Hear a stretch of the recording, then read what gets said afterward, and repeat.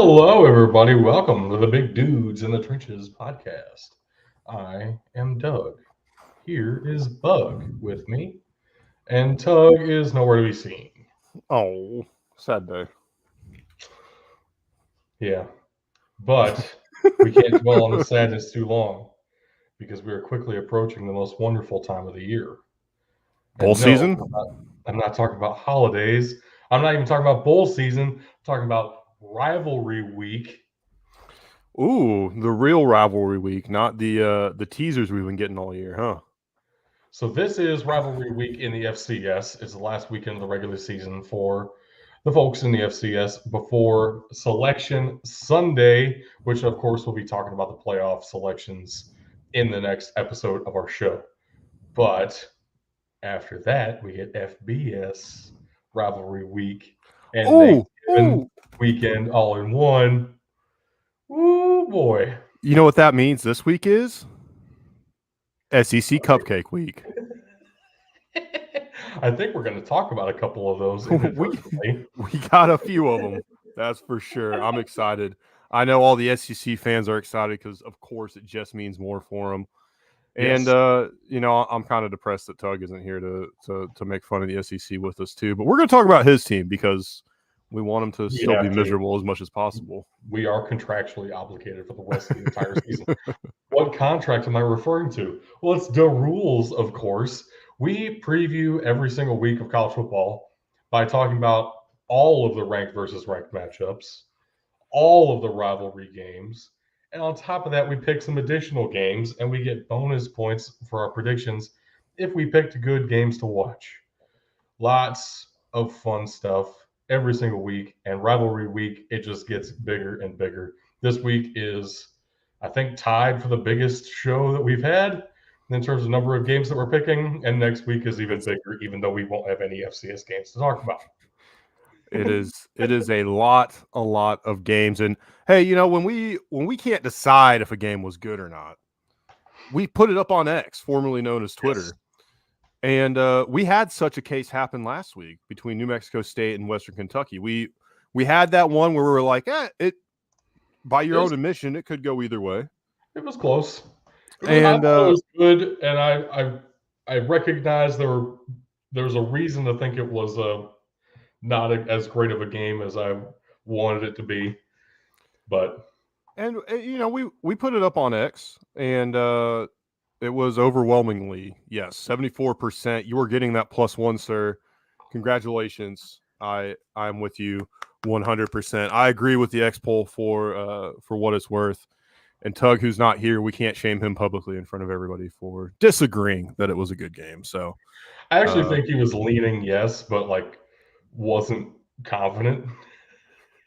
Similar to me, actually. So I think we're all okay with that result. I'll be honest with you. I took a huge gamble and went ahead and gave myself the +1 on the slides last night because I saw how well this bowl was going for me. I did clutch it out. I felt pretty good. I felt pretty good seeing it. So, Which means that everybody agrees New Mexico State, Western Kentucky was a great game, or at least most people agree. And New Mexico State is incredible football to watch, as we all definitely agree. Maybe we'll talk about them later. We'll have to see. maybe we'll see. Maybe. Starting us off, though, we do have to jump into the midweek rivalry matchups, of which we have two to talk about this week. The first one was insane. The Battle of I-75, Toledo at Bowling Green. We all picked the Rockets, and holy shit, did they make us sweat. 32-31 was the final score. I think Toledo was down by 3 scores at one point, just kept climbing back a little bit at a time. Fourth down, like 60 yards into the end zone with like a minute left in the game, and Bowling Green just couldn't answer that fast. Oh my gosh. What's crazy too is Scott Loeffler has really just continued what Bowling Green has had over the recent years, a fucking high-powered offense, and a mediocre at best defense. It's amazing that that's pretty much continued from one coach to another. I'm curious if when he departs, if that'll remain the same. I almost went Bowling Green because they impressed me so much the week before, and I am so glad I rode your guys' coattails to sticking with the Rockets here. You rode the rocket all the way to the moon. Oh yeah, baby! Bring that meme back. Let's go. And next up in the FCS, we had the River Bell Classic. Nichols, who had already clinched the Southland Conference and a spot in the FCS playoffs as a result, facing off with their rival Southeastern Louisiana. That game is currently going on right now. Nichols does have the lead, and Southeastern Louisiana just missed a field goal. So it's 21-13 right now. And Nichols, they're playing well.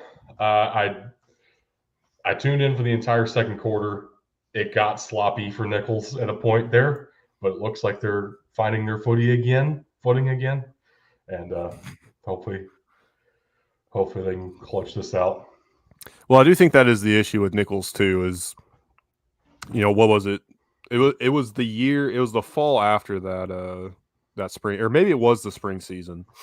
They were putting up 60 points at will, right? And it seems like that fall they had the hurricane, and it feels like they just haven't recovered from that. Even now, sitting here at 5-4. Well, it felt like it coincided with the rise and fall of Southeastern Louisiana a little bit too. Cole Kelly got in and beat the dog shit out of Nichols, and then now Cole Kelly's gone, and Nichols is back on top. Crazy, right?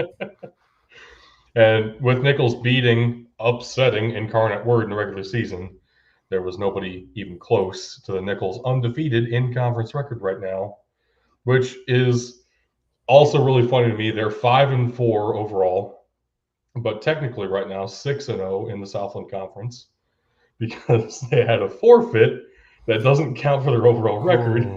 Yeah, with Northwestern State. Oh, geez, that whole situation is brutal.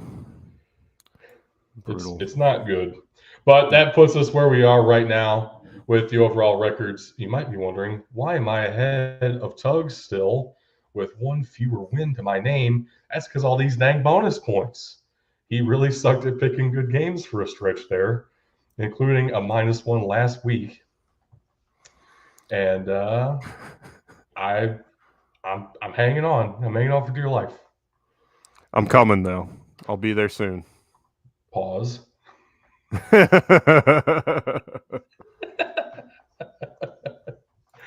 Oh, geez. Let's go ahead and dive into the Frank versus Frank matchups. Oh, boy. What a day. What a great podcast already. What a great podcast.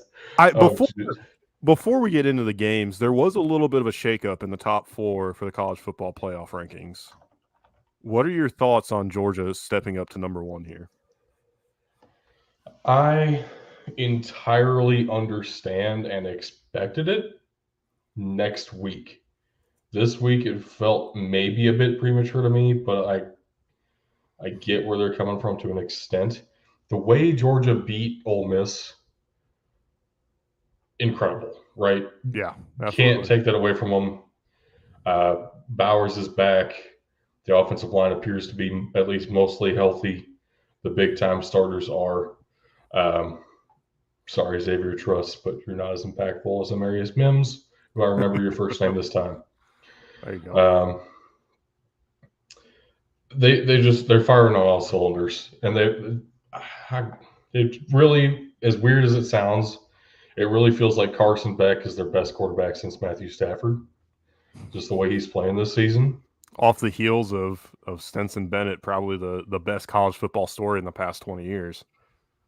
Yeah, but a pure game manager in every sense of the word. And so now you have somebody who with like arm talent. So that's scary. And Ohio State has not been as explosive as everyone has come to expect of Ohio State. beating Michigan State 30-something to 3 is a great win. You're kind of riding the expectations of the Ryan Day offenses of the past 5 years, where 2 years ago, that's a 70 to 30 game, and everyone's loving on us. Now that it's 30-something to almost nothing, it's not viewed as favorably. So I do understand where they're coming from. It does feel like maybe a bit premature to me. It's a more Big Ten score, especially on the defensive side of the ball. Definitely. But I will say, too, after the Tennessee game, I can understand it entirely, right? If they do to Tennessee what they just did to Ole Miss, there's no doubt in my mind Georgia's going to jump be number one in the country. But yeah, and I do think, too, that having Ohio State and Michigan right next to each other going into the game is definitely something they're thinking about because realistically, whoever's the lower ranked, which right now is Michigan, and I don't see a way that they would jump Ohio State. Obviously, they're just going to move into that number 2 spot, and Ohio State would fall off. And then same thing, reverse it. If Ohio State wins, they'll maintain their spot. Michigan would fall out. Potentially, that'd be enough for Ohio State to jump back into the number 1 spot, depending on how things went. I don't know at this point. I think another thing it sets up, though, it helps prevent the scenario where you have Ohio State loses the game and then you can't drop them 6-7 spots for losing to the new number 1 or 2 team in the country. Right. So you potentially have a 1-loss Ohio State who doesn't have a conference title game to go to, still in the top 4. This kind of helps ease that a little bit too, which sucks. And it does definitely feel like gamesmanship on the part of the committee, but you kind of have to almost forced to play that game when you have a very strong potential for 5 undefeated Power 5 champions now. I will also throw this out here. As much as I don't envy the CFP committee, I don't envy those guys that are going to go in on Selection Sunday and have to pull some teams out. One of my games reflects that, and we will talk about a few other games that are going to have some serious implications going into Selection Sunday for the FCS as well. Yeah, pulling out has never been your strong suit. 3 kids. There's my proof. Moving on to the ranked versus ranked matchups here. Starting us off with a heater, absolute slapperoni pizza. Number 18 Chattanooga at number 8 Alabama. So if you haven't been with us the entire season, this might be like, what the heck are you guys doing? We take all of the ranked teams from the FCS top 25 stats perform top 25 poll, and from the FBS right now it's the playoff committee. It was the AP poll way back when the college football playoff committee hadn't released their rankings yet. We started this little tradition for ourselves when there were no other ranked versus ranked matchups to talk about, because weeks 1 and 2 it's like FBS versus FCS all over the place. Now that it's Cupcake week, we're right back at it. Number 18 Chattanooga and number 8 Alabama. Yeah, we're all taking Alabama. I will say I don't think Alabama. If this game was taking place week 4 or 5, like for whatever reason, I thought you were going to pull a tug and say if this game were taking place in Chattanooga. Oh no! If this game were taking place, say, like week 5, when Alabama had all these question marks around, Jalen Milroe hadn't really found his stride. They coming off, they would have been about 2 weeks removed from that tough game against USF where Milroe didn't even play. Yeah. With this game there, I see a path for Chattanooga to shock them, because they'd have been looking at a gauntlet of the SEC the rest of the way through. Here, this is the norm for them to play an FCS opponent and then go and play against Auburn the next week. I will say, though, I don't think they were ready for Chattanooga to be one of the better teams at the FCS level. I will say that if this game were week 1 through 5, wherever that you think might actually pose a challenge to them, it would probably go nearly identically to how Georgia UT Martin went earlier this year, where it was like, dang, that's actually kind of close in the first half. and then Alabama would whoop their asses. And it's a 48-7 kind of a game, like Georgia beat UT Martin. That's typically how they go early in the season. I will give you that. This game might also be 48-7, but I'll kind of feel like it won't ever be in doubt this time because it's Cupcake week. And yeah, sorry, Chattanooga, that's where you're at in life. But you're going to get paid millions of dollars, so it's all good. Worth it. Next up here, Villanova at Delaware. This game is very much so a decider for the CAA conference title and that automatic qualifier to the FCS playoffs. Both these teams are probably in anyway. But man, that AQ and a potential seed and potential bye in the first round, massive, massive things to play for here. It is also a rivalry game, Battle of the Blue. Both teams are going to be putting their best effort out here, which makes it a little bit scary. We're all siding with the Blue Hens of Delaware. I think that's more of a familiarity thing, especially for me. I've seen Delaware break my heart a couple times watching SIU in the playoffs. This is, of course, the school that produced Joe Flacco, and carrying that Michigan look. That's taking the imitating the look of one of the winningest programs in college football history. Is as much as you hate it, it's not. Yeah, exactly. As much as you hate it, it's not a bad strategy. My legitimate analysis of this game is everything is almost dead ass even. The biggest difference being Delaware's at home and their quarterback has thrown 2 fewer interceptions. That's like the only difference in their stats the entire season. I guess I'm going to go with Delaware for those reasons alone. The winner of this game is not guaranteed to win the CAA. It also comes down to what Albany's doing and what Richmond and William and Mary get up to. There are some weird tiebreakers. Those are all listed out in the Discord, though. If you join our Discord, you can read all about it. I laid out every single conference's tiebreaker scenarios this weekend. It's pretty intense. This week. There's a lot going on. Flow Football's making a push here. Check it out. Check it out on Flow Football. Oh, yeah, for sure. This next one is a little bit easier to comprehend, though. This is the Brawl of the Wild, and it's for all the marbles in the Big Sky. The winner of this game will win the Big Sky Conference, no matter who wins it, and no matter what else happens in the Big Sky this weekend. Montana State at Montana. Montana has held a pretty strong stranglehold on the rivalry historically, ever since the Brawl of the Wild branding and the huge 300-some-pound trophy was invented. It's actually been a dead even series the past 20 years. So it's a little bit scary. I have said pretty confidently earlier in the year, I believe Montana State to be one of the best teams in the entire FCS. They were a questionable call away from beating the Jackrabbits of South Dakota State. And then the Big Sky happened to them. They did drop another game. The Grizz, on the other hand, got better and better throughout the entire season. Every single game for them was better than the previous game, which is terrifying. That's why I'm going with Montana here.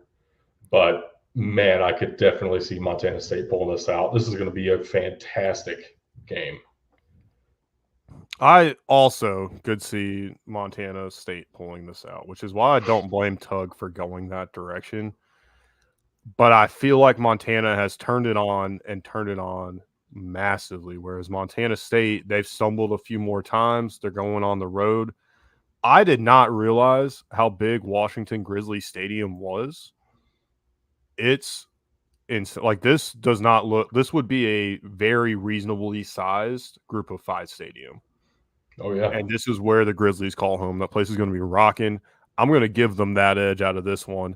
This place, how much does it hold? Where's the 25,217? Yeah, I mean, this. I mean, it's got an upper deck. It wraps around both end zones. That's not a usual FCS stadium. No, not at all. Not at all. So. Yeah, this is gonna be fun, and I really love how the entire state of Montana has really embraced this rivalry. I mean, even over just the last 20 years, it's been even growing more and more and more. I think as Montana State has gotten more competitive in the rivalry, it's been a big factor. The entire state's going to be there. What are we talking about? Oh yeah. The entire state population fits into the stadium, and they will all be there. Next up here, heading to the Pac-12, number 22 Utah at number 17 Arizona. Man, this is a tale of two wildly different teams. Expectations for both schools vastly different. Some people might say Utah's been underperforming. At the same time, they're playing with like third and fourth string guys at some positions. And I think everybody would agree Arizona is massively overperforming preseason expectations and where they were thought to be at this stage of the rebuild process. Oh man, Arizona has been a fun team as of late. The reason I'm picking Arizona, though, is this game is in Arizona. And every Pac-12 game that happens in that state is wacky and usually goes in favor of the Arizona home team. That's kind of the only reasoning I have here. Utah is the more physical team. Arizona is going to do some wacky shit and make this very fun. Yeah, I know Tug went Arizona's way because they're at home. I think that's a fair guess for us to make here. That's his MO. And I think it's a fair MO. That's kind of what you've defaulted to as well. I will say though, Utah, they've lost some steam, and a lot of it's catching up to them that they're not playing with their starters. And probably some of that hope of Cam Rising coming back was giving the guys a little extra to make sure they're in a good spot moving into the later half of the latter parts of the season. With Cam Rising being out, this is going to be a gut check as far as next man up in this situation. This could determine kind of that tier of bowl they go into. More people are going to watch, going to be closer to the holidays versus first week of bowl season, and it's right after whatever MAC team and Mountain West team are playing in the Who Gives a Shit bowl, right? We do. Of course we do. I'm going with Utah because I do think they have a little bit more there. I think that Arizona has been outperforming where they should be, and while you could argue that Utah has as well because they've been playing with so many backups, that culture, that mindset, it's more ingrained there. And I think that at the end of the day is going to help them go over the top here. Their 3 losses, it's not like they've gotten blown out. They've still put up a very good fight, and I do think they're just a better talent team than Arizona. I mean, you can say that, and I definitely agree with you, but it's not like Arizona's been blown out either. 1 touchdown separated them and who people are calling a definite playoff team right now in Washington, and a 2-point craziness at USC, which happens. I mean, they have one of the greatest quarterbacks in college football. It's still fair to say, Caleb Williams. Arizona is also playing with the little hope that they have of reaching the Pac-12 title still intact. It's slim, but it is there. They need to win out for that to happen. This is a massive step towards that. And then next week in rivalry week against Arizona State. Also crazy, future Big 12 matchup here. What? The Tupac coming in hot.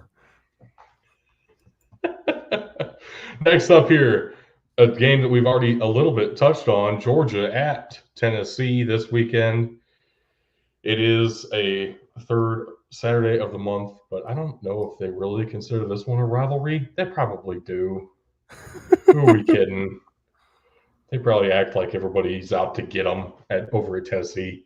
We're all picking Georgia because I made the mistake of picking Tennessee last week, and I regretted it instantly. I think Tug finally came around to admitting that Georgia is a really good team. If that game at Ole Miss had been close, he 100% takes Tennessee, regardless of the fact they just got their doors blown off by Mizzou. Right. There's no doubt in my mind Georgia's going to go into Knoxville and beat the dog shit out of Tennessee. Knoxville, more like Pound Town when Georgia's coming through. Moving right along.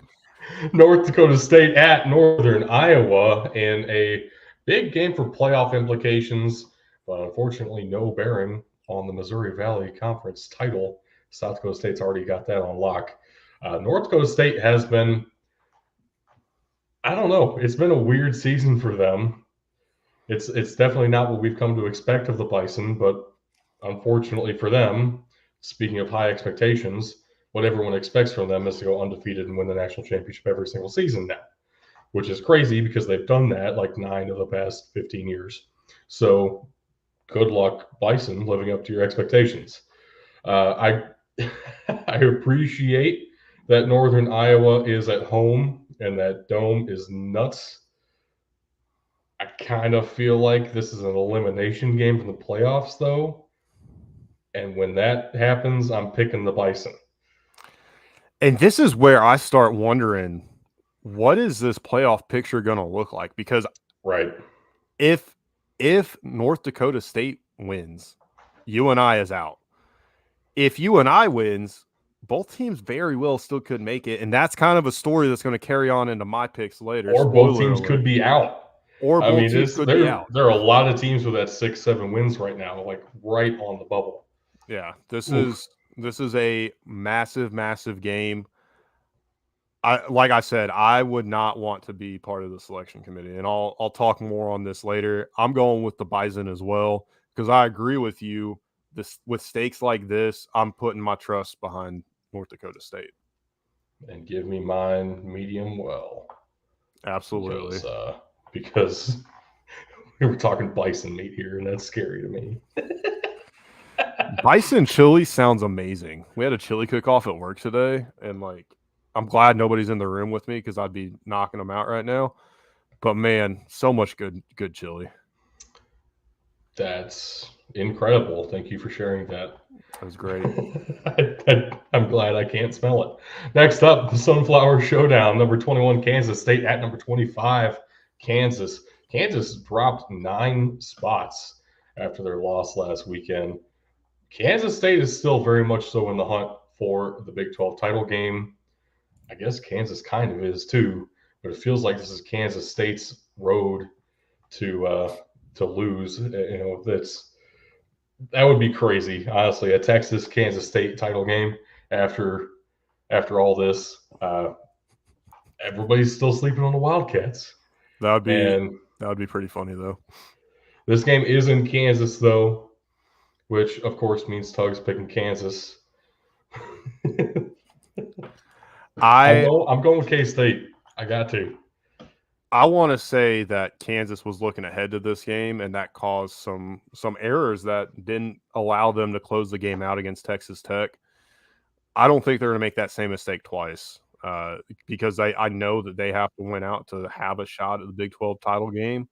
Right. And do it against your rival at home, defending conference champion, keep those hopes alive. That's huge for them.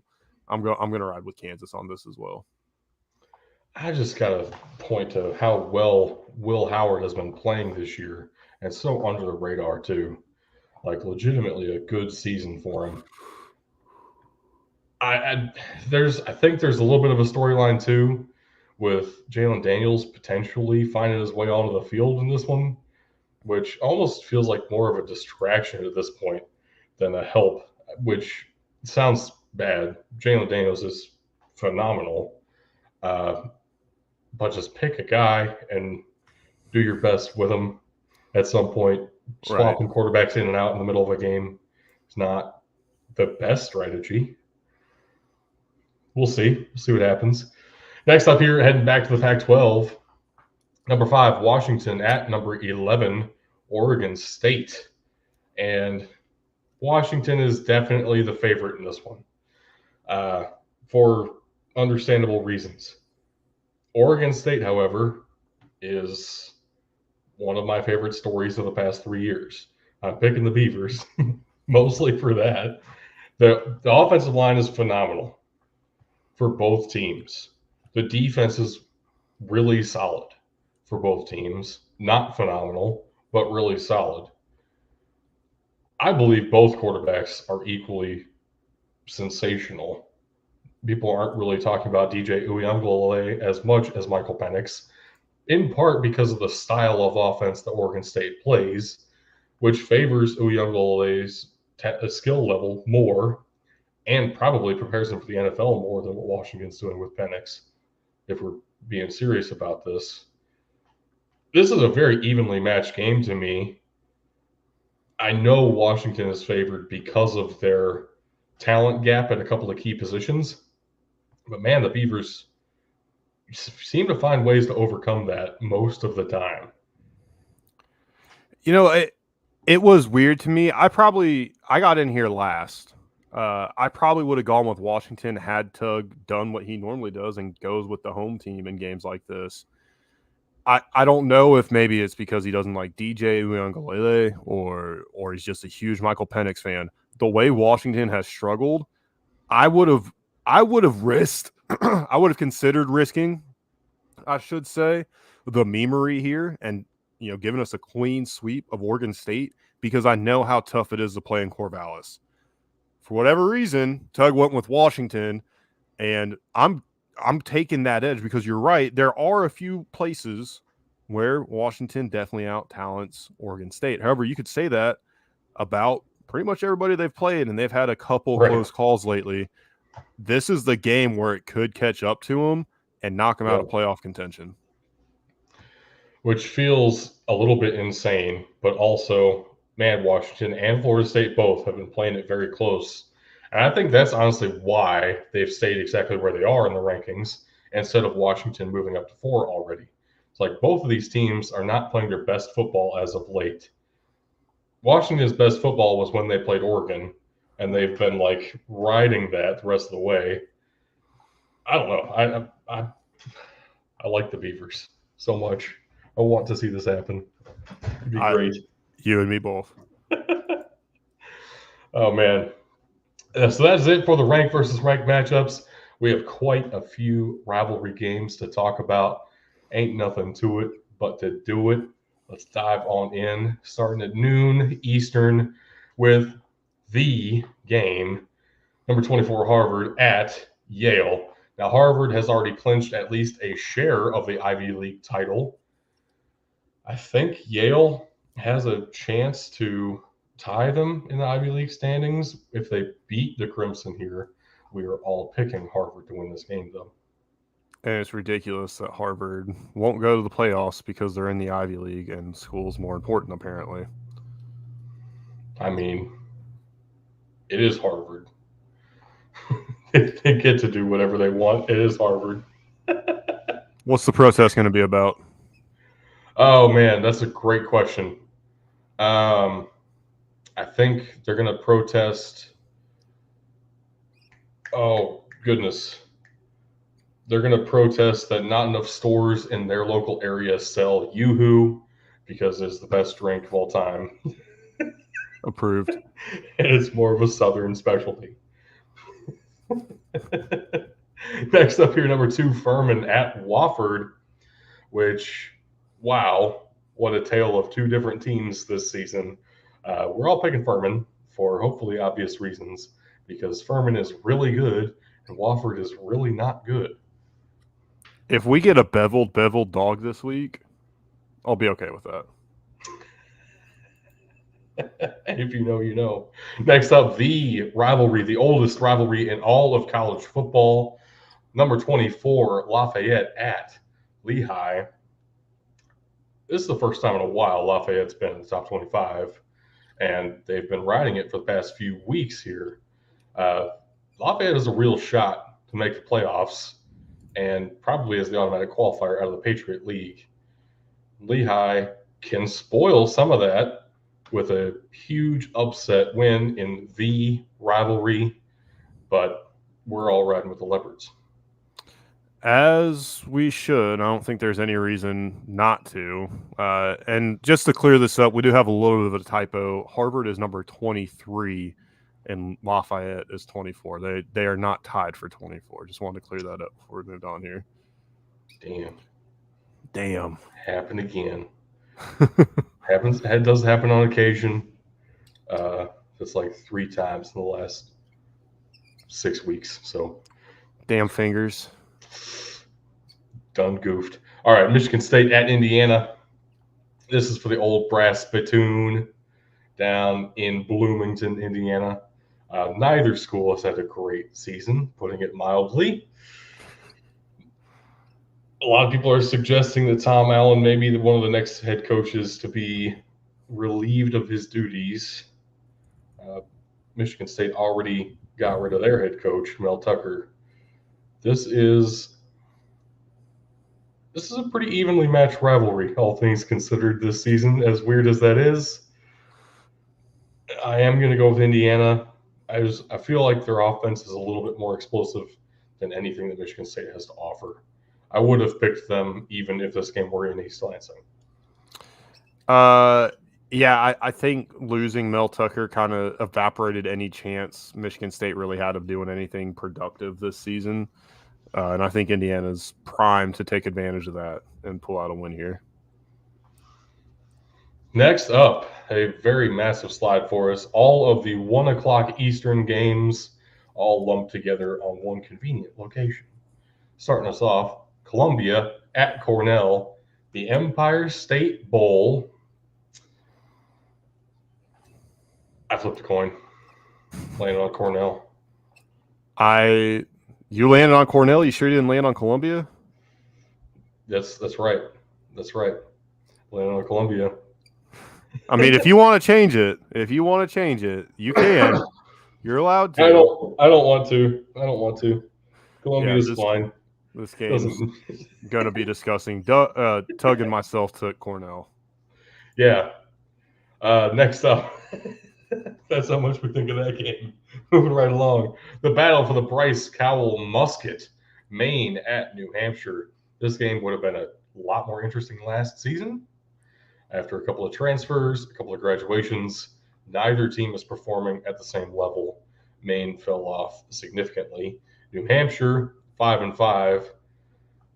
Feels like they can hang around with most teams, but definitely not the same offense we've come to expect the past 2 seasons out of these Wildcats. Even still, we are all siding with New Hampshire. It's even more depressing to me that Maine has fallen off as hard as they have. They were respectable last year, and 2-8 this year. This is not what this program wants. It's depressing that it's kind of coming to this here at Rivalry Week for them as well.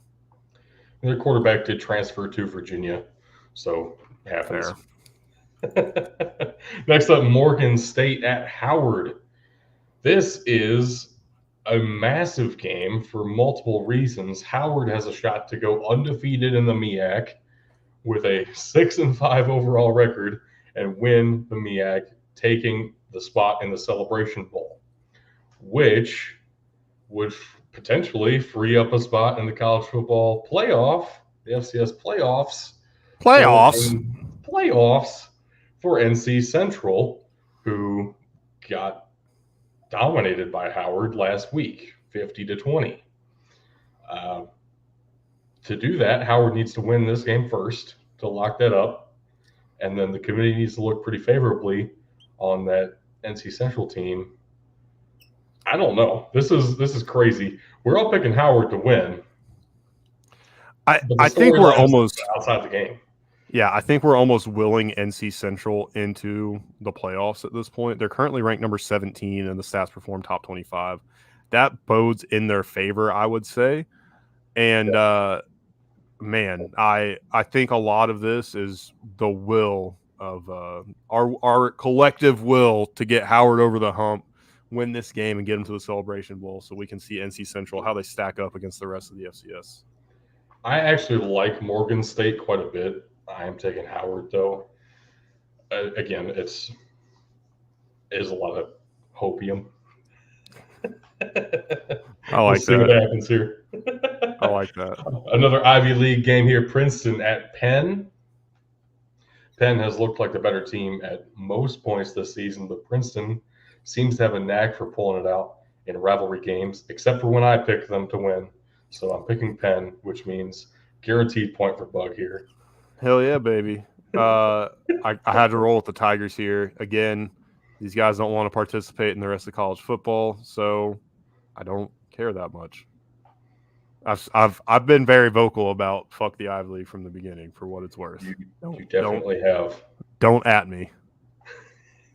Next up, Richmond at William and Mary. One of those games that could help decide the CAA title when it's all said and done. Richmond has a very outside shot at being crowned the CAA champions. They need to win this game and win it by a lot of points to win those tiebreakers, which I think Richmond can win. I don't expect it to be a blowout, though.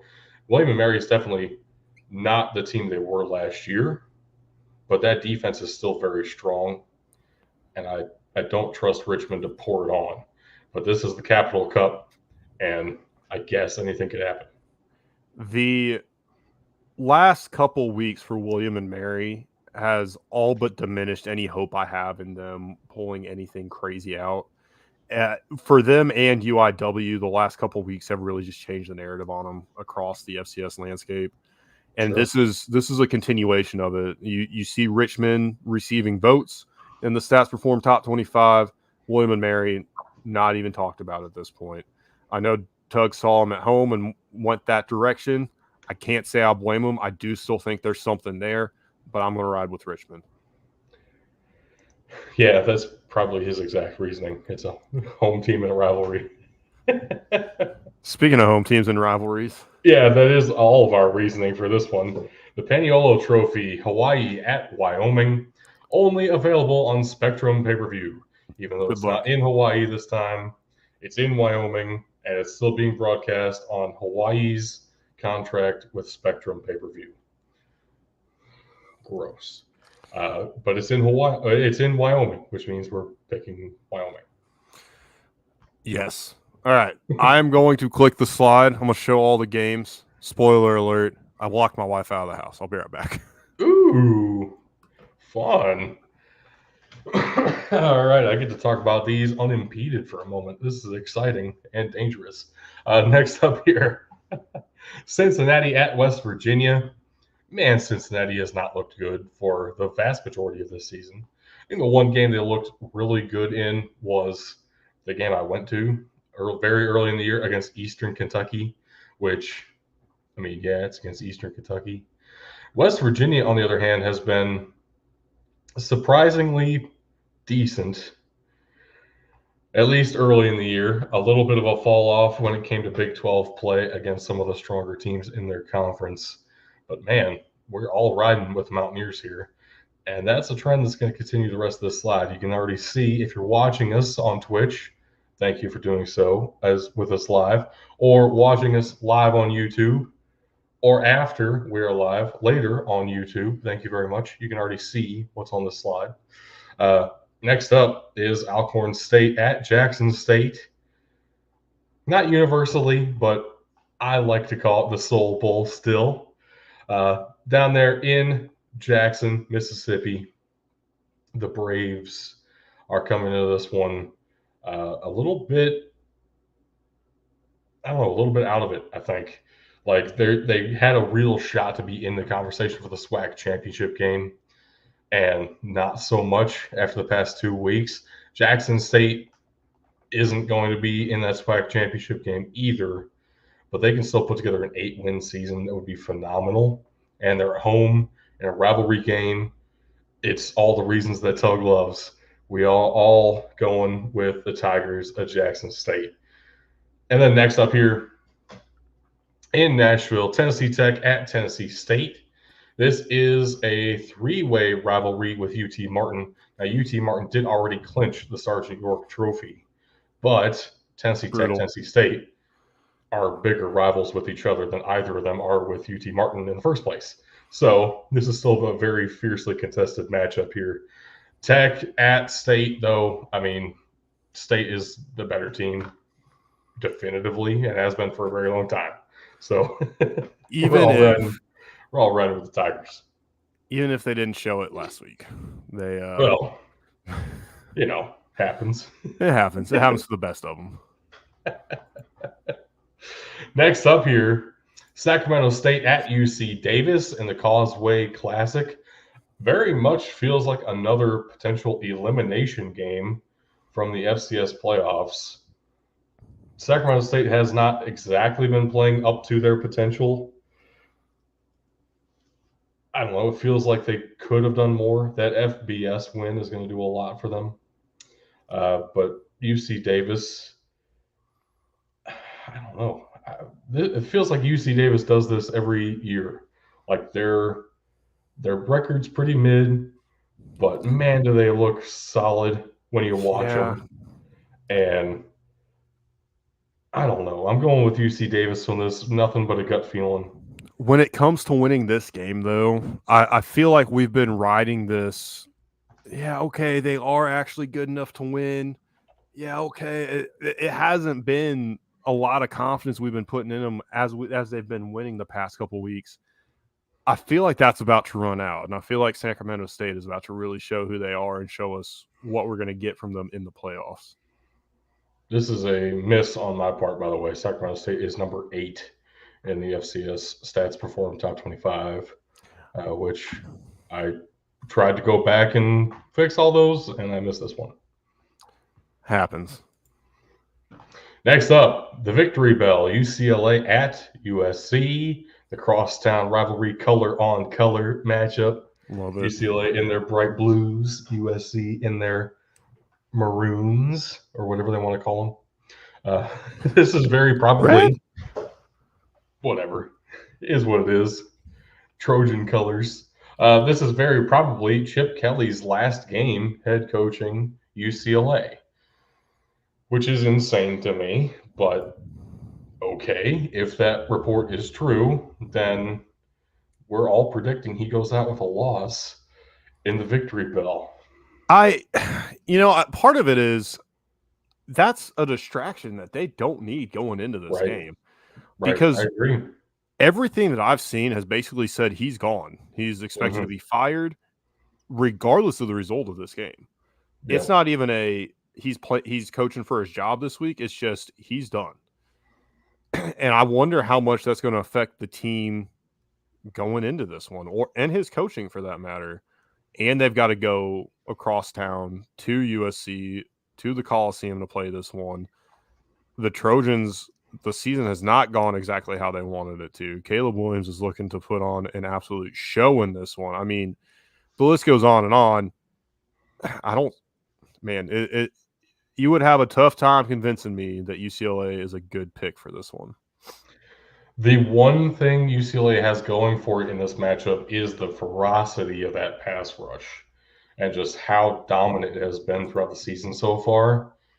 If they can get pressure on Caleb Williams consistently for the entire game, I will grant you Caleb Williams is probably the best quarterback in college football at creating plays outside of the construct of the play that is called. So maybe even still you might want to lean USC, but they have a couple of phenomenal edge rushers and some defensive tackles that can still penetrate. So that defensive line for UCLA is the thing to watch here. If USC can keep that under control, it might end up getting ugly. It's definitely going to be an interesting one, and one I think everybody should keep an eye on. Next up here, Baylor at TCU, the Battle of Mid. That was kind of what came to mind when I saw this too. I was like, man, what could have been? What could have been for both of these teams? This could have been such a massive game, and here we are just, oh, shit, this one's happening again. 2014, this was supposed to be a play-in game for the first ever college football playoff. Ohio State happened to them. But TCU is still fighting for bowl eligibility. They need to win out in order to do it. That starts with this week against Baylor. I am picking the Bears because I don't trust that defense for TCU. Not that I really trust the defense for Baylor either, but hey, if Baylor's offense is going to find a way to get going against somebody, it's probably going to be against these Horned Frogs. I wanted to go all over the place a little bit here, and I don't trust anything So I'm taking Tug's method and going with the home team. Also throw out here TCU's logo that they're putting out. I get lost in it. It's a completely new logo, new design going into this game. I get lost in it. Maybe Baylor's going to be staring at their helmets and not understand what's going on. Like I kind of am. The possibilities are endless. Realistically, though, Baylor would love to play spoiler. I think TCU wants to get back to a bowl game more than Baylor wants to play spoiler. They want to show that they're not completely done, that last year wasn't a absolute fluke, even though it certainly looks that way now. And, I'm going with the Horned Frogs here. I kind of have to ask, though, after this season and last season fell short of expectations, when are we going to be talking about Dave Aranda as a guy on the hot seat? The tough thing is, like, Baylor seems like it's about the fourth or fifth school that comes to mind when you think Texas football. I know. And I think that's part. If he was at Texas Tech, for us, maybe even lower because we love UTSA and UTEP and Texas State too. I mean, if this was Texas Tech, I think he's gone. If this was TCU, I think he's gone. If this was SMU, maybe. They just spent too much money getting the ACC to fire anybody. So that's true. I don't really know. I mean, go down the line. I don't even think North Texas accepts this. Well, they didn't. Last year they were in the Conference USA title game and fired their head coach. There you go. Exactly. So, man, you got to wonder, maybe Baylor's just doing a better job of keeping it under wraps. But man, if he's around next year, it'll be the talk of our conference preview. Will be Dave Aranda and his flaming hot seat. I'm sure. Gotta say though, respect an athletic director for having that much faith in your head coach to actually commit to a full rebuild with one guy. Yeah. Most places don't do that anymore. We'll see how it goes for him. Next up here, Bethune-Cookman at number 11, Florida A&M. Florida A&M has already clinched their spot in the SWAC title game. Of course, the winner of the SWAC goes on to play in the Celebration Bowl. Looking like that will probably end up being Florida A&M. But first, they have to get through Bethune-Cookman in the Florida Classic, which will be a neutral site in Orlando, Florida. We are all picking the Rattlers in this one for the very obvious reason that Bethune-Cookman is not good. Yeah, there's that, and then Florida A&M is very good. Pretty good. Yeah. Pretty good. This one seems pretty obvious, but it is a rivalry game, and moreover, it's a rivalry game at a neutral site with a lot of implications on the line for Florida A&M. Bethune-Cookman is going to be going out there with nothing to lose. I'm not calling an upset. I'm, of course, not picking an upset, but suffice to say, it would not be the most surprising thing that happens this weekend. I agree, but I do think FAMU pulls it out. Obviously, I picked them to win the game, but anyway. Moving on here, McNeese at Lamar, the Battle of the Border. Now, McNeese is 0-9. They have played like it, so this really wasn't that tough of a decision for me. Now, in the Southland Conference, actually, Lamar has been putting up a pretty good fight with everybody. Even though they're a 5-5 team right now, actually, they haven't looked that bad. So I'm pretty comfortable taking Lamar in this one, which it can only spell disaster, I'm sure. How crazy would it be for McNeese to get their one and only win in the rivalry game to finish the season off? Talk about something to build on, right? Right. That's the kind of thing that makes you keep your head coach for another year anyway. No, you know what? Yeah. It'll be fine. Yeah, why not? Next up here, Cal at Stanford in the big game. Now, this will be an ACC matchup next year. Crazy. But I'm siding with the Cal Bears. I really like this offense to like a surprising amount. I didn't expect to like this offense at all. I don't like their defense, though. Unfortunately for Stanford, I don't like their offense or their defense. So if I have to pick one thing that I like, the only thing about this game that I like is Cal's offense. So I guess I'll pick Cal to win the game. That tree is fucking creepy. They produced Christian McCaffrey, and the other team produced Aaron Rodgers. So it's pretty easy to understand why I'm going with Stanford. Yep. You're a big Jim Harbaugh, Andrew Luck fan. So there you go. Next up here, Idaho State at number 6. Idaho, the Battle of the Domes. Idaho State is coming out in a throwback logo on their helmets, which is very cool, and I appreciate it. It looks way too much like Auburn, though.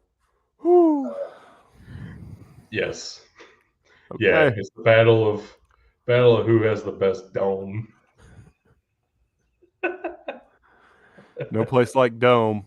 Hey, weren't you talking about how great Idaho State was and how they weren't getting any attention earlier in the year? Yeah. Yeah. That didn't turn out so well, and the inverse happened for Idaho. I was talking about it when they already had a losing record because I love Idaho State. And even though they have a losing record, most of those games were at least close and fun to watch. Now, I also think this game is going to be closer than people are expecting. I do expect the Vandals to pull this out.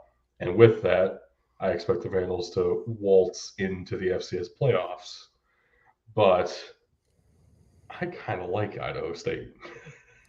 You just won't do it. I can't bring myself to do it. I've called for too many weird upsets already. I can't risk it. I'm only up by like 4 points. Next up here, Nebraska at Wisconsin, which people might foolishly believe is a recent rivalry spurred on by the invitation of Nebraska to the Big Ten. But oh no, this game has been going on for quite some time. It has only been a trophied rivalry for a little while now, but it's been played over 90 times. The Freedom Trophy game, Nebraska at Wisconsin this weekend. This is an old school regional rivalry, regardless of what conference they have been in over the years. Very cool. I love that. I love that. Look, Camp Randall's going to be jumping around going into the fourth quarter, and I don't know that Nebraska has what it takes to withstand that and just the environment that they're going into. I don't know if they're ready.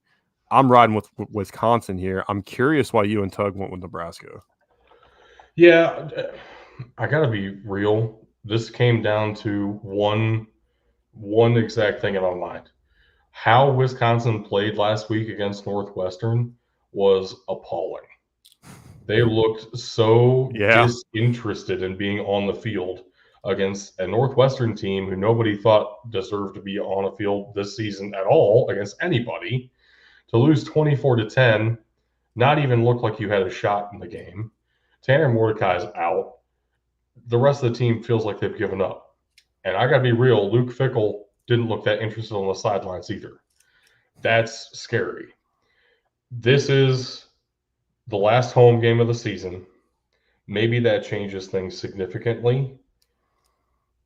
I can't put my faith in that. That's fair. Both of these teams are fighting for bowl eligibility, and Wisconsin is doing it with both their arms tied behind their backs by their own accord.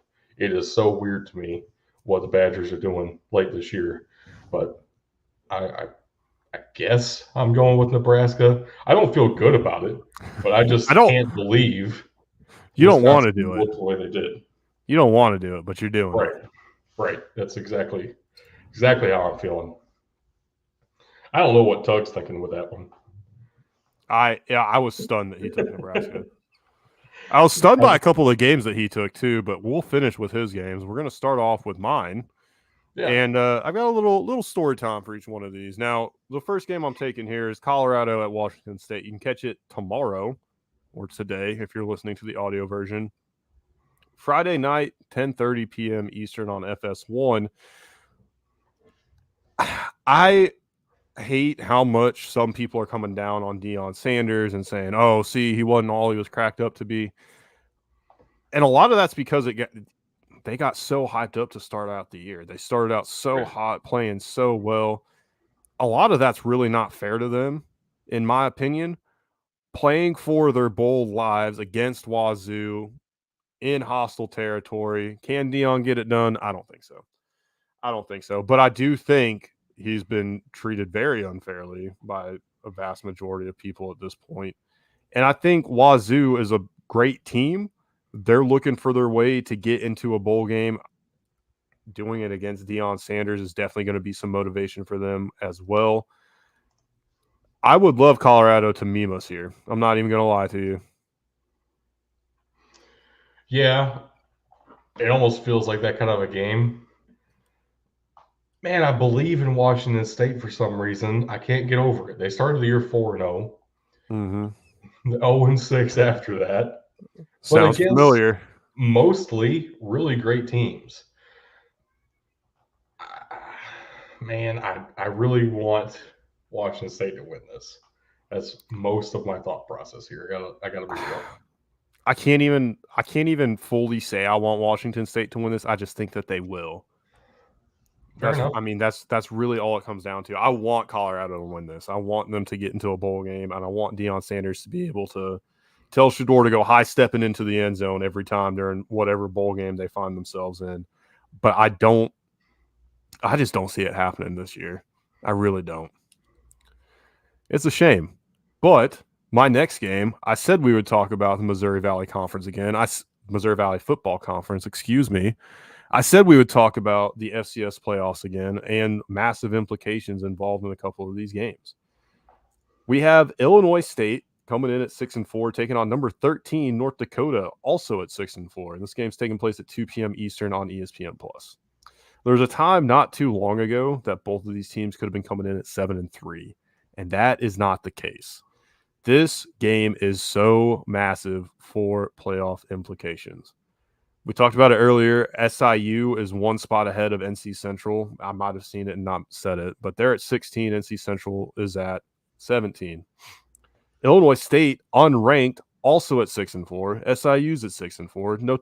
North Dakota's at 6-4. If North Dakota wins this game, they're probably in the playoffs. I don't know where that leaves SIU. And I don't know where I think that has to leave Illinois State on the outside looking in. Yeah. The flip side of it is if Illinois State wins, there's a big argument to be made for them to get in.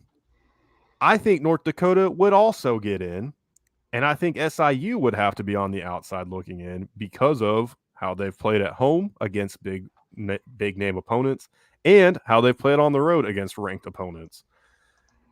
To me, this game is massive as far as playoff implications go, beyond just Illinois State, North Dakota, and even beyond SIU. This is a huge, huge, huge game for Missouri Valley teams to get into the FCS playoffs. So, of course, we're all going with North Dakota. But, man, I feel more confident with North Dakota than I do with Washington State, but it is still not – it's still a very uneasy feeling right now because of just how much this game is going to mean on Selection Sunday.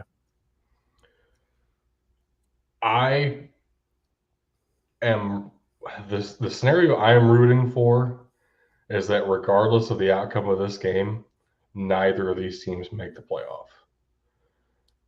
And that sounds really harsh, but look at who North Dakota has actually beaten this year. Mm-hmm. The only good win on their resume is North Dakota State, which, yes, that is a great win.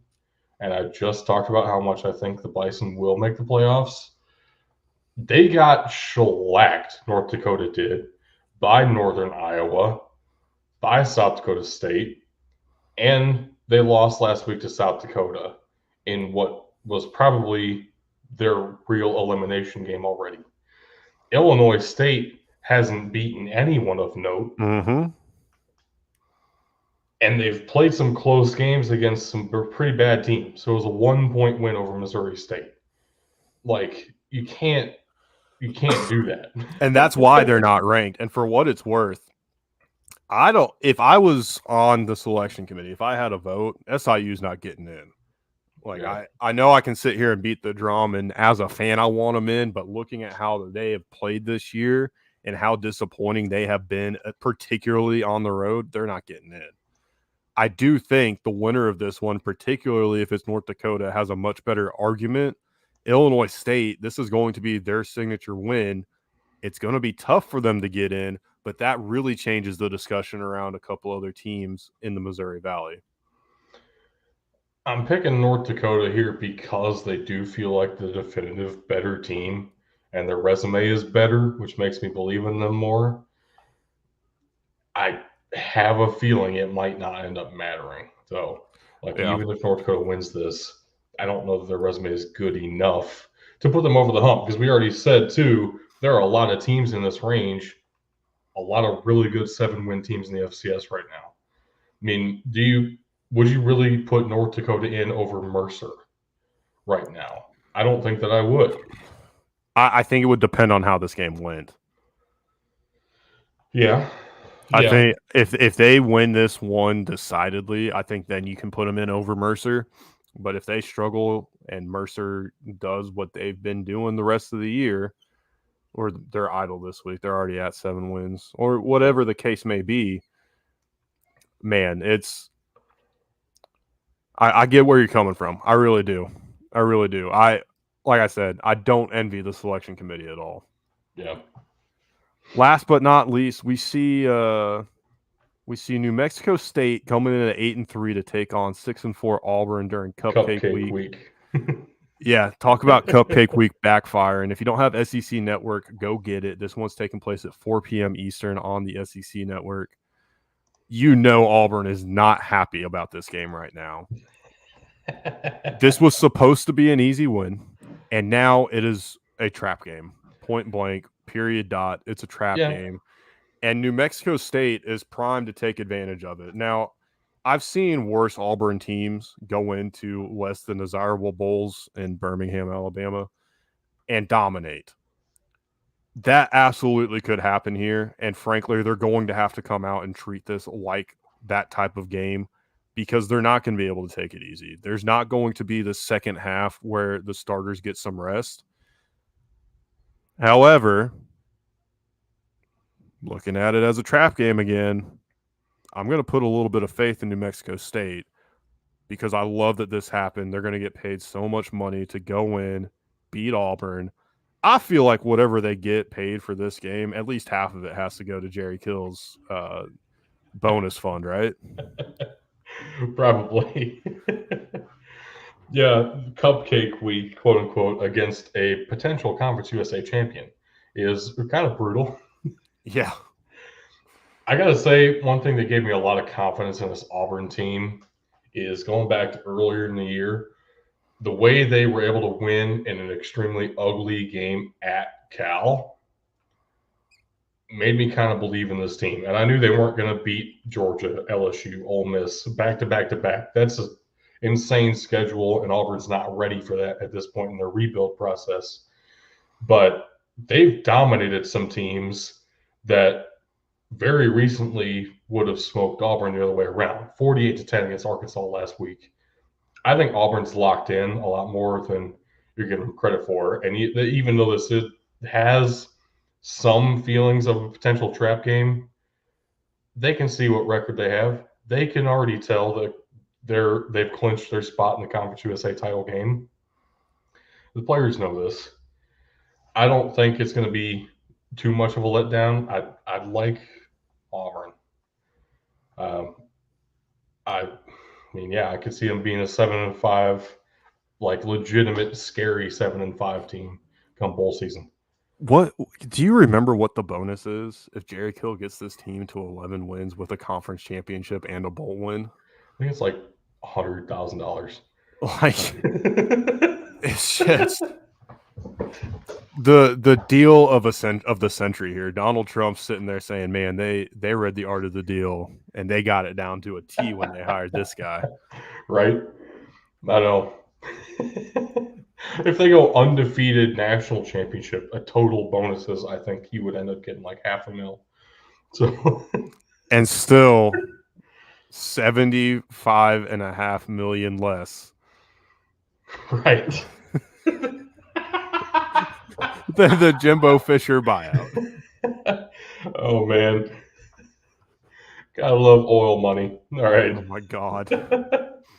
Moving on here, my games of the weekend. I'm starting us off with the de facto NEC championship game that will decide the automatic qualifier from the Northeast Conference into the FCS playoffs. Duquesne at Merrimack. What? So the Dukes are 6-4. Merrimack, the Warriors, are 5-5. Uh, because the NEC sucks ass. Duquesne is undefeated in the NEC though right now. If they win this game, they'll be in the playoffs. But Merrimack only has one loss. If they beat Duquesne, they'll have the tiebreaker, of course, head to head, and Merrimack could be in the playoffs. So I really have no confidence in the NEC to do anything once they get into the playoffs. But it's still fun to watch what should be a pretty evenly matched game and the playoff implications on the line. So both these teams are going to be coming out full force, and we'll see how powerful that full force actually is. But I'm picking the Dukes in this one. I'm riding the Dukes as well. Tug took the home team. Of course, took the home team. That's all he's got going for him. But you know, we'll see. We'll see what happens here. I'm going with another FCS game though. Alabama State at Prairie View A&M. Now, what's weird about this? I think technically, both Alabama State and Prairie View A&M have a really outside shot at making this SWAC title game. Actually, Prairie View A&M leads the West right now. Alabama State is in Florida A&M's division, so I'm wrong about Alabama State making the SWAC title game. But Prairie View A&M has a real shot. I kind of lean both Prairie View A&M and Alcorn State losing this weekend, meaning that Grambling has a shot to get in. The SWAC West is weird. I'm siding with legitimately. I have a couple of players that I like on Alabama State's team. The Hornets have been fun this year in some big time games. That's kind of my reasoning. You want Eddie George's team in the SWAC championship. That's why you did this. No. Eddie George is the head coach of Tennessee State. You're thinking of Hugh Jackson at Grambling, which I definitely don't care about. Oh, geez. And Southern fired their head coach, even though they're also in the race to make the SWAC title game this weekend. The SWAC is amazing, and I love it, and we need more of it. It's so great. We're all going to Alabama State, I think in part because none of us really know what to think of this Prairie View A&M team. And at least Alabama State's been fun, and we've seen them do some fun things. But yeah, Prairie View A&M, they've popped up. They've been fine, but they don't do anything to really inspire confidence. They're 5-2 in conference, 5-5 overall. Yeah. One of those losses is to Houston Christian, 30-0. So Houston Christian's not good. Yeah. But yeah, we'll see. We'll see what happens here. A little swaction. Next up here is Tug's favorite team. UNLV? Apparently now, I guess, because we're all picking the Rebels against his real favorite team, the Air Force Falcons. This is very much so a Mountain West title game before the title game. Like both these two teams are at the top of the standings. The winner of this game has a very clear shot to that Mountain West championship. The loser of this game is probably out of it, but it kind of feels like the winner of this one is the favorite the rest of the way. I don't know the situation with Air Force quarterback Zach Larrier. I don't think anyone knows the situation with him. I don't even know if Troy Calhoun knows the situation with his quarterback. So that's a big factor here in picking UNLV. I think Tug just wants them to lose so he can, start banging the drum even more for firing Troy Calhoun. We almost had him. We were this close. I know. We got him. We had him on our side for a couple weeks. He was on the bandwagon for a good 8 weeks. Man, he jumped off so fast though. It was impressive. It was like it was on fire or something. I can't even say it was 8 weeks. It was really since that win over Navy, and then they lost to Army. He was immediately out of the bandwagon once again. And then they lost to Hawaii. He's like, fire Troy Calhoun and burn everything to the ground. So I was actually talking to him earlier today, and we were discussing potential Coach of the Year candidates. My Coach of the Year, for the record, is Jeff Brom at Louisville. But he suggested Barry Odom should be in that conversation. And I agree. The turnaround with UNLV has been very impressive. And if they win this game and win the Mountain West, I think he should be in that conversation. Though I don't think he'll really win. What Barry Odom has done here in his first season with UNLV is impressive. I mean, we'll have this conversation more in depth later, but you already know what my Coach of the Year candidacy's going towards. So we'll get there. I actually don't. Really? Interesting. All right. Well, if I had to guess, it'd be Mike Norvell, but it's not actually. But that was an excellent guess. Okay. Yeah, we're all going with UNLV. So you know what happens if Air Force pulls this out, and Tug thought he was getting away from it. Oh, it's gonna be beautiful. Your Coach of the Year is Jim Harbaugh, isn't it? 100%.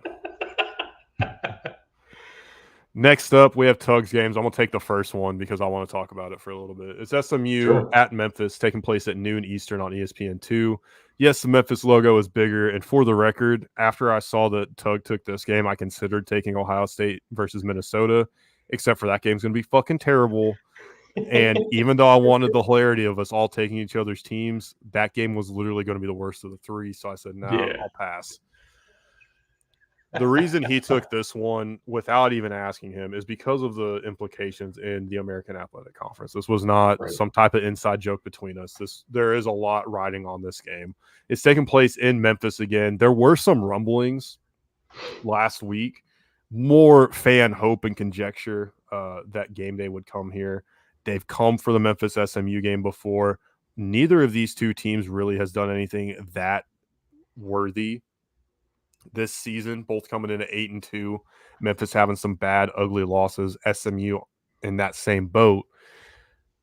The winner of this game, I don't want to say they control their destiny because UTSA and Tulane are still undefeated in the conference, but they put themselves in a very prominent spot to continue on and go to the conference title game. Obviously, SMU would be undefeated. Memphis would have one loss. Memphis wins, they take that spot over. SMU is the favorite on the road here. I really just don't want to see another team that's leaving the American Athletic Conference run away with the title on their way out the door, and that's part of the reason I'm riding with Memphis. The other thing is, with this game being at home, being such a big game, Jake Elliott went back and said, you know what, I'm buying 2,000 tickets. Just go type my name in on the website, and you'll get, I think it was up to 4 tickets for free for Memphis fans. So fuck all the SMU fans that went and took advantage of it just to, take empty seats and not show up. Fuck you guys. That's bad karma. And that's how you're going to lose this fucking game. I'm going with the Tigers, of course. I mean, as expected. I don't know that I really have a great reason for taking SMU. I'll be completely honest with you. I like Seth Hennigan more than I like Preston Stone. I do like Jalen Knighton, but it's not like he's really legitimately better than your running backs. I don't know that I really trust either defense, to be fair. I think a big part of this does come down to how close Memphis games have been in the past couple of weeks. Yeah, and last week against Charlotte, there were just too many mistakes that were keeping them from pulling away in that one. Seth was nursing a hurt shoulder. They had the backup quarterback had to come in. Tevin Carter had to come in. He threw a pass. I mean, he stared down the receiver and then completely underthrew it straight to the corner. And then a very, very uncharacteristic fumble on the 1 yard line. I mean, and that was just the mistakes that the offense made. The defense is the defense. They bowed their neck near the end of the game and really helped cement the win and got the job done there. But man, this Memphis team is a lot better than I think they've played, and if they can pull it together and start really showing it, they'll be just fine. They've got the longest active streak of scoring 20 plus points at the FBS level. They've got quite a home resume. They're one of 6 teams at the FBS level with, I think it's 40, 60 wins over the past 10 years. I mean, the Liberty Bowl is a tough place to play, despite the fact that they don't sell out every week. Man, there's a lot of reason to take Memphis. There's plenty of reason to take SMU too. I don't want to take anything away from them, but I really like the Tigers in this one. I guess if I have to give a specific example of where I believe in SMU more, look at the games they played against North Texas. SMU beat North Texas 45-21, where Memphis only won by a field goal 45-42. If I have to take a defense in this game, it would be SMU's, even though I don't like SMU's defense that much either. Right.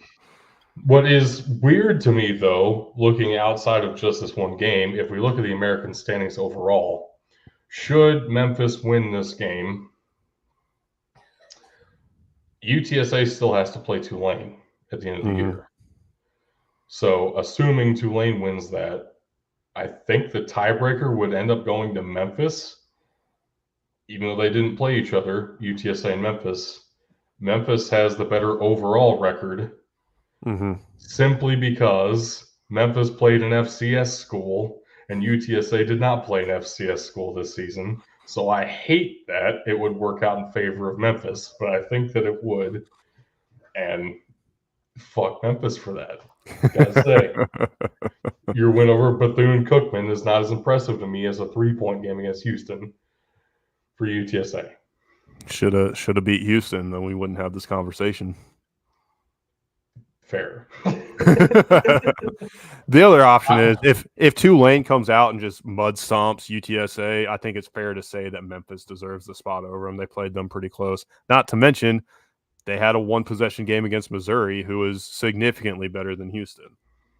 Yeah, but eye test is not usually a component in the tiebreakers for conference championship appearances. Unfortunately. So we'll see. I can't wait to see how the message boards and Facebook groups go insane whenever Memphis wins and somehow still doesn't go into the conference championship game. It would be something else. Oh, I can't wait. I want to take this next one. I'll give you the last one here because I am going to be going to this game this weekend, Central Arkansas at number 15, Austin Peay. This is the de facto United Athletic Conference championship game. Winner of this one will get the automatic qualifier from the UAC to get into the FCS playoffs. In the first year of the UAC's existence, it comes all down to this. What a great scheduling just happenstance here. Gotta love it. Oh, I gotta stop stumbling over my words. The UAC has been pretty impressive this season. Just all around, some really solid football. Austin Peay is definitely a part of that. Central Arkansas has been getting better as of late, though we are all still taking the Governors here.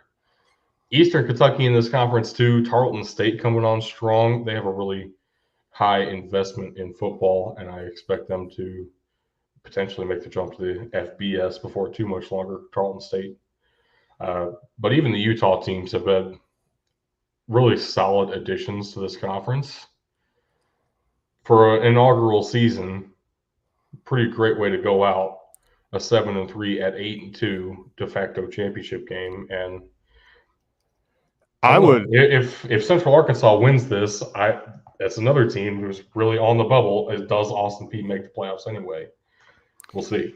Yeah, I think this is another one where, depending on how a couple other games go, how different things shake out, and what the committee wants, I could see both these teams making it into the playoffs. I did go back and forth between Austin P and Central Arkansas, but I like saying let's go P, and that was really kind of the coin flip I had to do with myself. Central Arkansas also has not put together kind of the full package, the full year here, which is why they're on the outside looking in. Also, if the records were flipped, the ranking would absolutely be on Central Arkansas' side, with Arkansas or with Austin P on the outside looking in as far as the rankings go there. I mean, that's how good these two teams have been at different points throughout the year. But yeah, the Govs are hot right now. It's hard to not go their direction. I agree. But yeah, this should be a fun one. I can't wait. Last but not least, we have Kentucky taking on South Carolina in Columbia. I would normally love to say go Cox, but I didn't want to fall into Tug's trap because that's exactly what this was. This South Carolina defense has so many holes and has been exposed so much. It is hard to put any faith in anything Spencer Rattler can do with that offense because of the absolute liability that is the entirety of that defense. Kentucky is going to dominate this one. Catch it on SEC Network after the Auburn game at 7:30 Eastern. Cats by 90. Let's go. Which is kind of crazy, and I mostly agree with that analysis. But if you go on to ESPN, which why would you? But that's where I'm looking at this game right now. Kentucky's only a 2-point favorite according to them, Which is, yeah, that's insane. And that's only on the betting side. The ESPN Bet, which is that branding is so weird to me. The FPI, ESPN FPI, actually has South Carolina with a 58% shot at winning this game. I don't agree with that at all. I'm taking the Wildcats here. I wouldn't be surprised if it's by 2-3 scores. Yeah. I don't feel like South Carolina is. I don't see them being in this matchup really. They should not. Scary. Which is scary to me because that's usually when South Carolina shows up, is when they have no shot to show up. Yeah, they are. Maybe that's somehow factored into ESPN's analytics. They are backed into a corner here. They straight up, they should not have beaten Jacksonville State. They got very, very lucky at home in that one. They're not going to do it against a better team like Kentucky. And whoop-de-fucking do, they beat Vanderbilt 47-6. It's Vanderbilt. So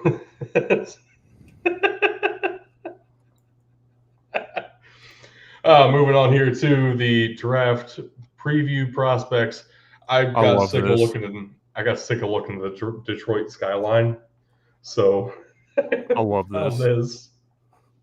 Detroit Draft City. Oh, man. Offensive and defensive previews to look out for this weekend. Starting us off with Jacob Cowing, wide receiver for Arizona. Second season with the Wildcats after spending his first 3 collegiate seasons with the UTEP Miners. Gradually building his resume at UTEP. Once he broke 1,000 yards, you knew he was going to find a place in the Power 5 somewhere. To break 1,000 yards at UTEP is insane. And actually, you look at that 550-yard season and say, wow, that's not really that impressive in 2019.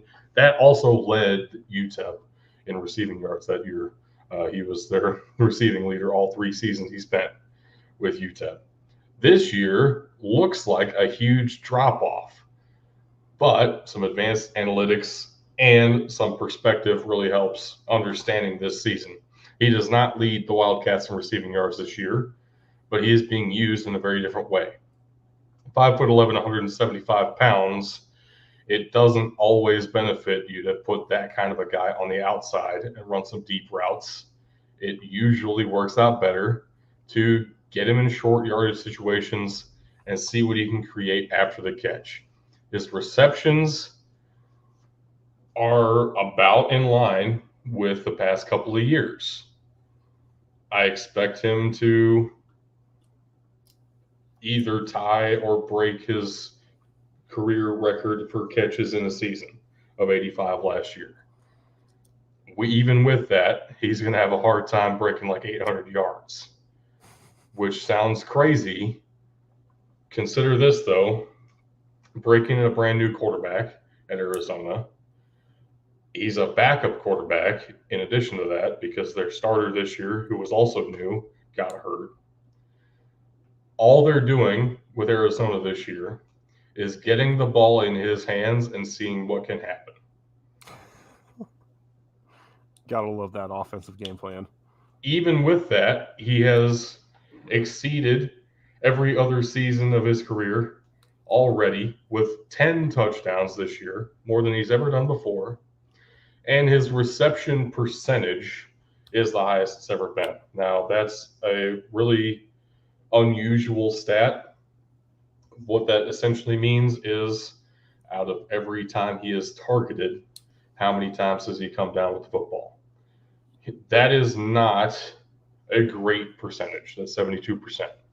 But it also, you have to take into account, he's working with some pretty green quarterbacks. Let's put it mildly. That's a nice way to put it. Yes, when you look at Marvin Harrison Jr., Keon Coleman, Malik Neighbors, they're at about 95% reception percentage. I think you're insane. Your point here is it's not a hands issue. Right. He's getting better with that every season, actually. And we can see from this, too, it is shorter yardage throws. It's easier percentage throws.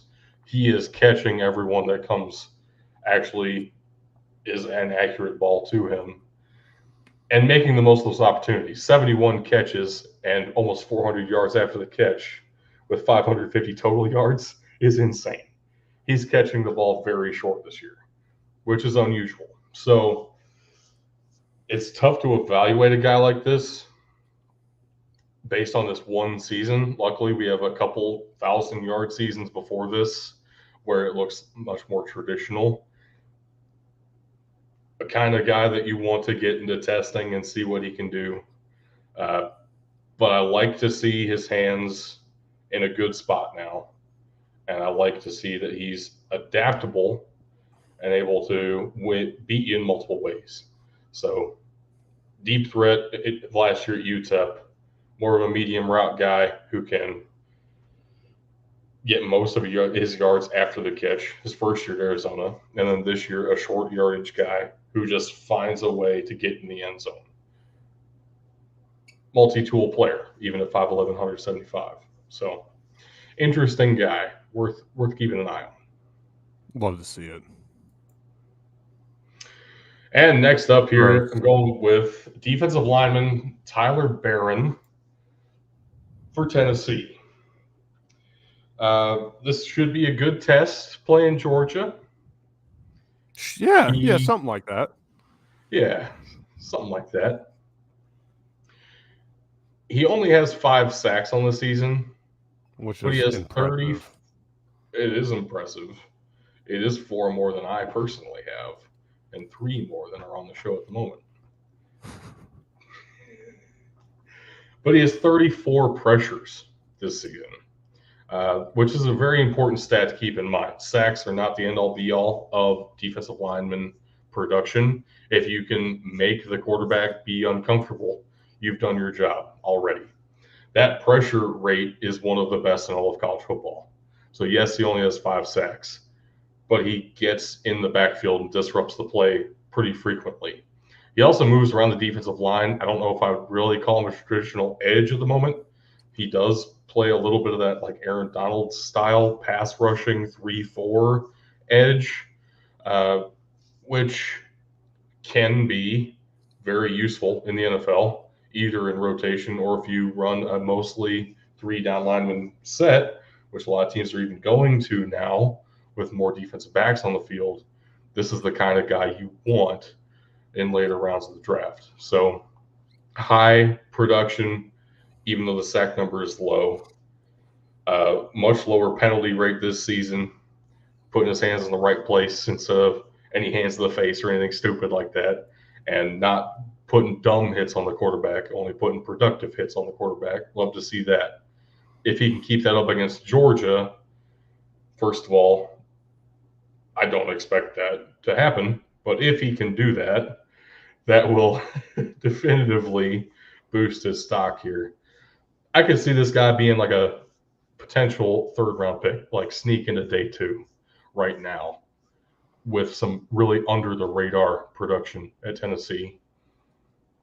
It's possible. Only a 4-year player, could come back. I think probably won't, because I do think he is just that good.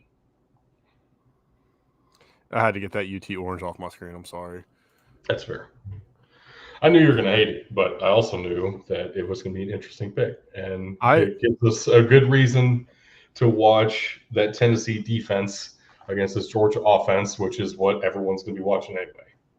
I will give you that. Those are excellent reasons to take him there. Hey, Tug isn't here today. Yes. So I'm just going to go ahead and read the links off now, get them knocked out of the way. I'm going to do you a favor. I'm going to read off a Discord link that should work. Oh, shit. If you want to support the channel monetarily, head on over to patreon.com/BDTfootball or catch us over on Twitch, twitch.tv/bigdudesinthetrenches. We're live there. You can subscribe. You can donate bits. It's awesome. It's a great way to help out the show, help us grow. Follow us on X or Twitter. Either one will take you there. At BDT Football on that application. You can head on over to facebook.com/BDT Football and see our Facebook as well. On Instagram, it is BDT_football. We also have a website, bdtfootball.com. You can send us questions via email at mailbox@bdtfootball.com or catch us live on YouTube or Twitch. We already talked about that one. When you go to YouTube, just search Big Dudes in the Trenches. It'll take you there. You can ask us questions live. We'll get to it. Been a bit since anybody's had the gumption to ask us a question, and we surely haven't gotten an email with one yet.